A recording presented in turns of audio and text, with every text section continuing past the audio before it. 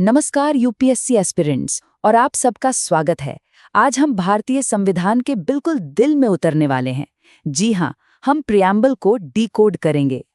तो चलिए सीधे एक सवाल से ही शुरू करते हैं। हमारे संविधान का, जिसे हम आइडेंटिटी कार्ड कहते हैं, वो आखिर है क्या?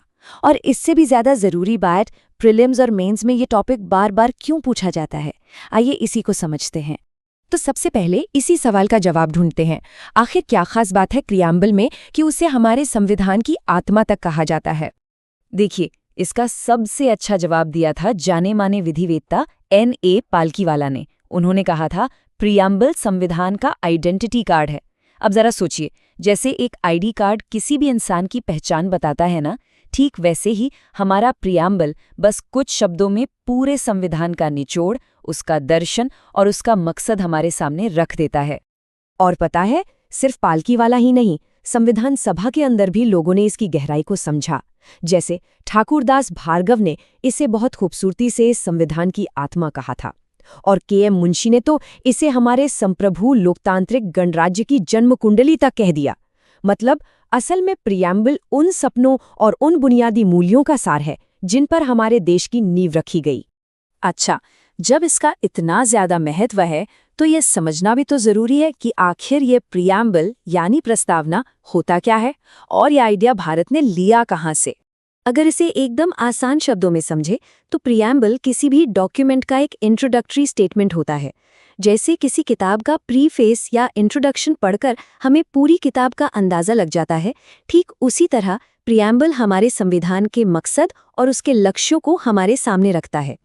यह एक मजेदार फैक्ट भी है।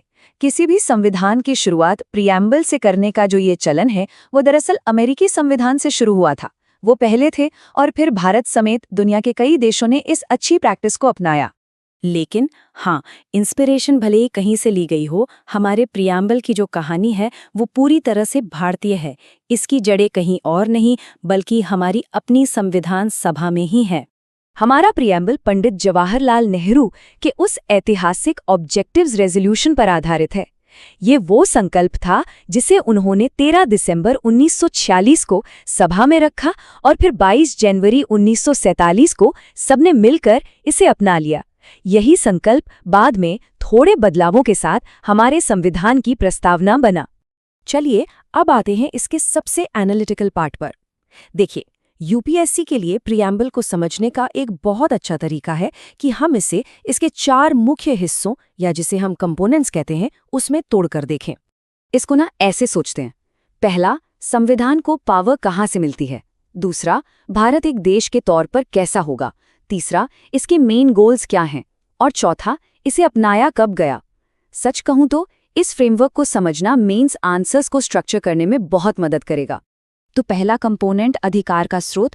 प्रियम्बल की शुरुआत ही इन जबरदस्त शब्दों से होती है, we the people of India, यानी हम भारत के लोग। ये लाइन बिल्कुल साफ कर देती है कि जो आखिरी शक्ति है, जो अल्टीमेट अथॉरिटी है, वो भारत के लोगों के पास है। ये संविधान किसी राजा या किसी बाहरी ताकत ने हमें नहीं दिया। ये एक ऐसा संविधान है जिसे भारत के लोगों ने खुद को दिया है। दूसरा कंपोनेंट ये बताता है कि भारत एक नेशन के तौर पर कैसा होगा। ये 5 शब्द, सॉवरेन, सोशलिस्ट, सेक्युलर, डेमोक्रेटिक और रिपब्लिक, हमारे देश का कैरेक्टर बताते हैं। वैसे इन शब्दों का जो गहरा मतलब है उसे हम पार्ट 2 में डिटेल में समझेंगे। तीसरा कंपोनेंट, ये हमारे संविधान के मकसद को सामने रखता है।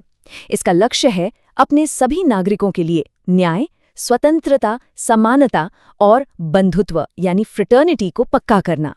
ये हमारे संविधान के कोर ऑब्जेक्टिव्स हैं। और फिर आता है चौथा और आखिरी कंपोनेंट, वो तारीख जब संविधान को अपनाया गया, 26 नवंबर 1949। ये एक ऐसी तारीख है जो हर यूपीएससी एस्पिरेंट को जरूर याद होनी चाहिए। और यहीं पर आता है एक बहुत जरूरी प्रीलिम्स पॉइंटर।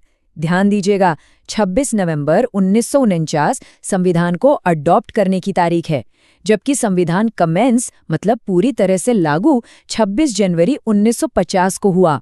और हाँ, 26 नवंबर को अब हम संविधान दिवस के रूप में मनाते हैं। ये जो फर्क है इसे याद रखना बहुत जरूरी है।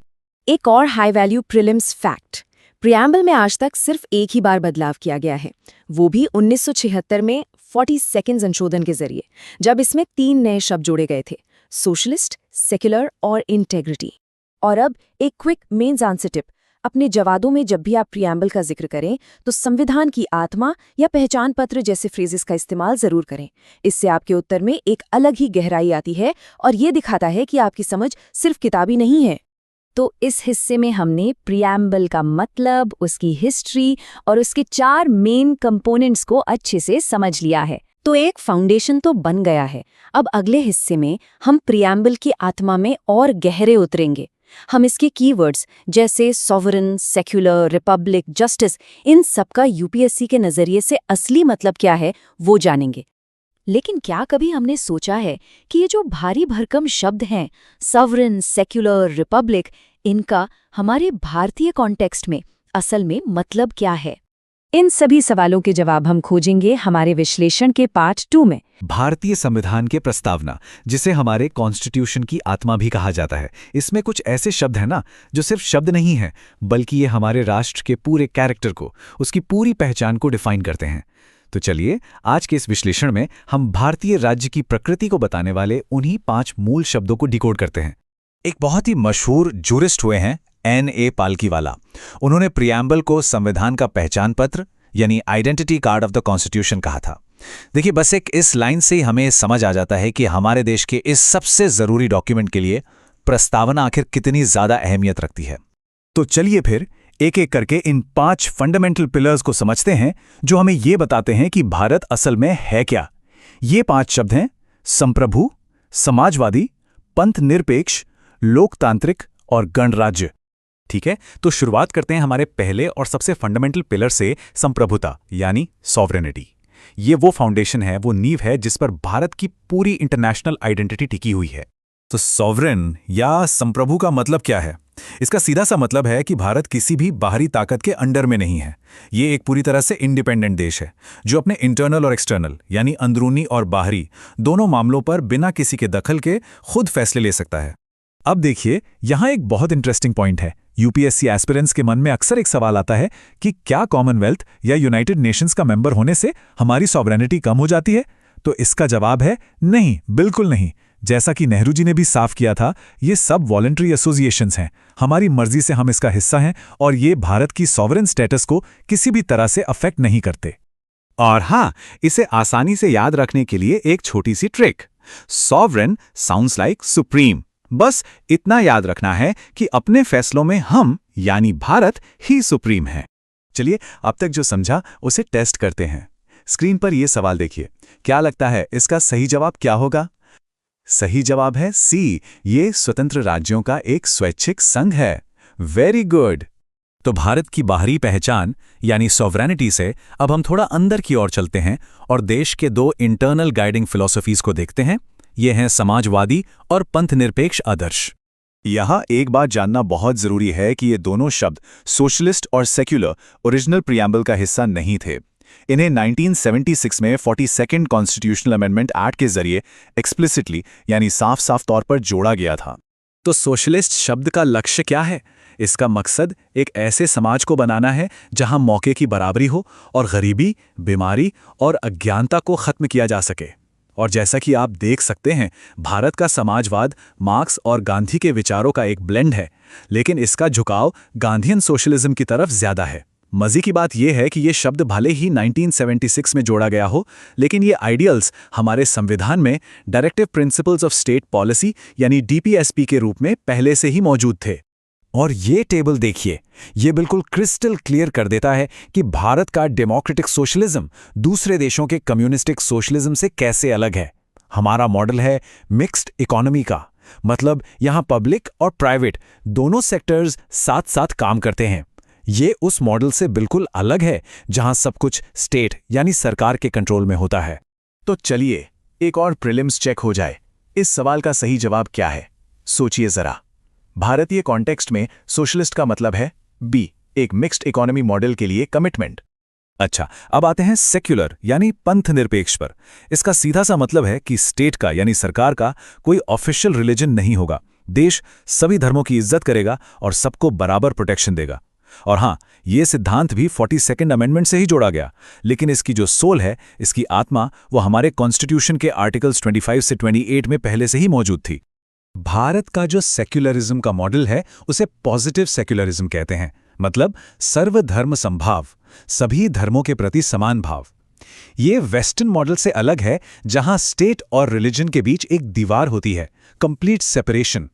लेकिन भारत में स्टेट सभी धर्मों को बराबर सपोर्ट देता है। तो अब हम आगे हैं अपने आखिरी 2 पिलर्स पर, जो भारतीय राज्य के पॉलिटिकल स्ट्रक्चर को डिफाइन करते हैं, डेमोक्रेटिक यानी लोकतांत्रिक और रिपब्लिक यानी गणराज्य। डेमोक्रेटिक का मतलब बहुत सिंपल है, सुप्रीम पावर जनता के हाथ में होती है। और जैसा कि डॉक्टर B.R. अम्बेडकर ने भी कहा था, ये सिर्फ पॉलिटिकल डेमोक्रेसी की बात नहीं है, बल्कि इसमें सोशल और इकोनॉमिक डेमोक्रेसी भी शामिल है। देखिए, डेमोक्रेसी 2 तरह की होती है, डायरेक्ट और इनडायरेक्ट। ये टेबल दोनों के बीच का अंतर बिल्कुल साफ कर देती है। भारत, जैसा कि हम सब जानते हैं, एक इनडायरेक्ट डेमोक्रेसी है, मतलब हम अपने रिप्रेजेंटेटिव्स को चुनते हैं, जो हमारी तरफ से सरकार चलाते हैं और कानून बनाते हैं। डायरेक्ट डेमोक्रेसी के इन टूल्स पर यूपीएससी में अक्सर सवाल आते हैं। तो इस सवाल का जवाब क्या होगा? इसका सही जवाब है बी, इनिशिएटिव या पहल, जिसमें लोग खुद कानून बनाने का प्रस्ताव ला सकते हैं।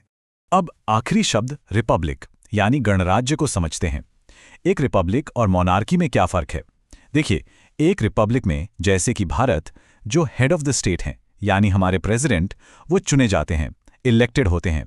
ये पद खानदानी नहीं होता और देश का कोई भी पब्लिक ऑफिस हर नागरिक के लिए खुला है। और इसे याद रखने की एक बहुत ही सिंपल सी ट्रिक है, रिपब्लिक मतलब पब्लिक्स हेड। हमारे स्टेट का जो हेड है वो पब्लिक में से ही इलेक्टेड है, सिंपल। तो चलिए इस सेक्शन को इस आखिरी सवाल के साथ खत्म करते हैं। देखिए, रिपब्लिक का मतलब सिर्फ इलेक्टेड हेड नहीं होता। इसका मतलब ये भी है कि पॉलिटिकल सॉवरेनिटी जनता में है और किसी भी क्लास को कोई स्पेशल प्रिविलेज यानी विशेष अधिकार नहीं है। मतलब ये तीनों स्टेटमेंट सही हैं। तो सही जवाब हुआ डी। तो हमने भारतीय राज्य के नेचर को, उसकी प्रकृति को बताने वाले इन 5 शब्दों को समझ लिया है। लेकिन प्रियम्बल की कहानी यही खत्म नहीं होती। ये हमें ये भी बताती है कि ये राज्य अपने नागरिकों के लिए क्या हासिल करना चाहता है, इसके ऑब्जेक्टिव्स क्या हैं। हमारी अगली कड़ी में हम प्रियम्बल के इन 4 महान वादों को समझेंगे, जस्टिस, लिबर्टी, इक्वालिटी और फ्रेटर्निटी। देखिए, ये समझना कि भारत क्या है, ये तो बस पहला कदम था। अगला और ज्यादा जरूरी कदम ये जानना है कि भारत अपने नागरिकों के लिए क्या बनने का वादा करता है। शुरुआत करते हैं जाने माने कानून के जानकार N.A. पालखीवाला के इस बहुत ही पावरफुल स्टेटमेंट से। वो कहते हैं कि प्रियम्बल हमारे संविधान का आइडेंटिटी कार्ड है। तो पहले हम समझेंगे कि इस आइडेंटिटी कार्ड में क्या आइडियल्स लिखे हैं और फिर देखेंगे कि सुप्रीम कोर्ट ने इन आइडियल्स को कैसे प्रोटेक्ट किया। तो प्रियम्बल जो सबसे पहला वादा करता है वो है जस्टिस का, यानी न्याय का।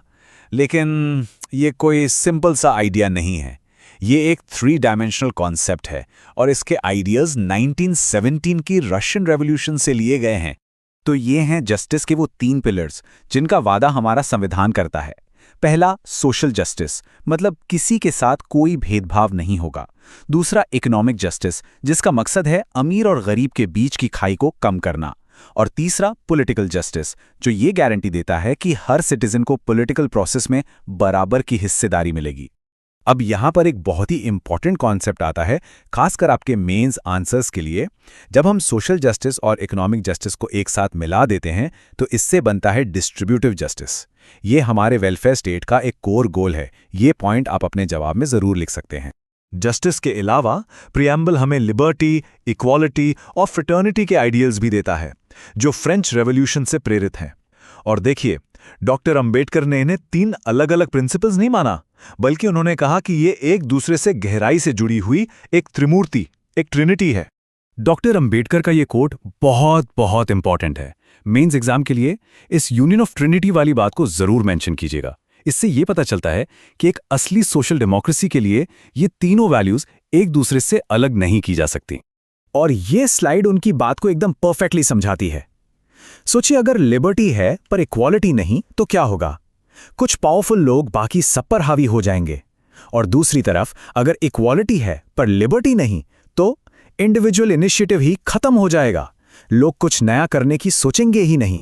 तो प्रियम्बल में इतने बड़े बड़े आइडियल्स तो रख दिए गए हैं, पर इसी से एक बहुत बड़ा लीगल क्वेश्चन खड़ा हो गया जो सीधा सुप्रीम कोर्ट पहुंचा। और सवाल बहुत सिंपल था, क्या प्रियम्बल हमारे संविधान का हिस्सा है? बस इसी एक सवाल ने इंडिया की सबसे बड़ी कॉन्स्टिट्यूशनल डिबेट्स में से एक को जन्म दे दिया। इसका जवाब हमें कई दशकों और लैंडमार्क केसेस के बाद मिला। तो चलिए इस सफर को देखते हैं। कहानी शुरू होती है 1960 में बेरुबारी यूनियन केस से। तब सुप्रीम कोर्ट ने कहा नहीं, प्रियम्बल संविधान का हिस्सा नहीं है। लेकिन फिर आया 1973 का ऐतिहासिक केशवानंदा भारती केस, जिसने इस फैसले को पूरी तरह पलट दिया। और फिर 1995 में LIC ऑफ इंडिया केस में कोर्ट ने अपनी बात को फिर से दोहराया। देखिए, बेरुबारी केस में कोर्ट ने प्रियम्बल को बस संविधान बनाने वालों के मन को समझने की एक चाबी माना था, लेकिन केशवानंदा भारती केस ने इसकी असली इंपॉर्टेंस को पहचाना और कहा कि ये संविधान का एक अभिन्न अंग है, और यही व्यू आज तक कायम है। केशवानंदा भारती केस ने सिर्फ इस सवाल का जवाब नहीं दिया, बल्कि उसने इस पूरी बहस को ही खत्म कर दिया और एक और महत्वपूर्ण डेवलपमेंट का रास्ता खोल दिया। तो सबसे क्रूशल पॉइंट जिसे याद रखना है, सुप्रीम कोर्ट ने ऐतिहासिक केशवानंद भारती केस में साफ साफ कह दिया कि preamble is an integral part of the constitution. ये संविधान का एक अभिन्न अंग है। अच्छा, तो इससे अगला सवाल क्या उठता है? अगर प्रियम्बल संविधान का हिस्सा है तो क्या पार्लियामेंट इसे आर्टिकल 368 के तहत अमेंड कर सकती है? क्या इसे बदला जा सकता है? कोर्ट का जवाब था हाँ, पार्लियामेंट इसे अमेंड कर सकती है, लेकिन एक बहुत बड़ी शर्त के साथ कि संविधान की जो बुनियादी विशेषताएं या बेसिक स्ट्रक्चर है, जो प्रियम्बल में भी दिखता है, उसे नष्ट नहीं किया जा सकता। और इस प्रिंसिपल का टेस्ट भी हुआ। प्रियम्बल को आज तक सिर्फ एक बार अमेंड किया गया है, 1976 में 42nd कॉन्स्टिट्यूशनल अमेंडमेंट एक्ट के जरिए। इसमें 3 नए शब्द जोड़े गए, सोशलिस्ट, सेक्युलर और इंटेग्रिटी। प्रीलिम्स के लिए यह फैक्ट बहुत बहुत इंपॉर्टेंट है। तो चलिए एक क्विक रिवीजन करते हैं। प्रियम्बल का फाइनल लीगल स्टेटस क्या है? ये 4 बातें याद रखनी है। 1, ये कॉन्स्टिट्यूशन का इंटीग्रल पार्ट है।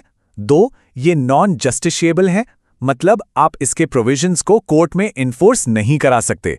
3, इसे आर्टिकल 368 के तहत अमेंड किया जा सकता है। और 4, इसके बेसिक स्ट्रक्चर को अमेंड नहीं किया जा सकता।